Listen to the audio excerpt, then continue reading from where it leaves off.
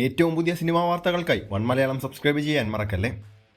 മഹേഷ് നാരായണന്റെ സംവിധാനത്തിൽ മമ്മൂട്ടി, മോഹൻലാൽ, ഫഹദ് ഫാസിൽ, കുഞ്ചാക്കോ ബോബൻ, നയൻതാര എന്നിവർ പ്രധാന കഥാപാത്രങ്ങളെ അവതരിപ്പിക്കുന്ന മൾട്ടി സ്റ്റാർ ചിത്രത്തിന്റെ ടൈറ്റിൽ പ്രഖ്യാപനം ഉടൻ ഉണ്ടാകുമെന്ന് ഇപ്പോൾ പുറത്തുവരുന്ന റിപ്പോർട്ടുകൾ. ചിത്രത്തിന്റെ നിർമ്മാതാക്കളായ അച്ചയൻസ് ഫിലിം ഹൗസ് എക്സിലൂടെ ഈ സൂചന നൽകിയത്.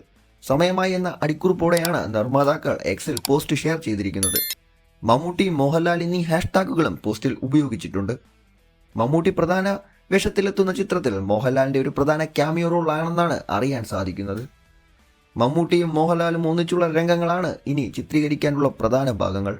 വിശ്രമത്തിൽ തുടരുന്ന മമ്മൂട്ടി കേരളത്തിൽ തിരിച്ചെത്തിയാൽ മഹേഷ് നാരായണൻ ചിത്രത്തിൽ ജോയിൻ ചെയ്യും. മമ്മൂട്ടിക്ക് 3 വ്യത്യസ്ത ലുക്കുകളാണ് ഈ സിനിമയിൽ ഉണ്ടാകുമെന്നതാണ് റിപ്പോർട്ടുകൾ.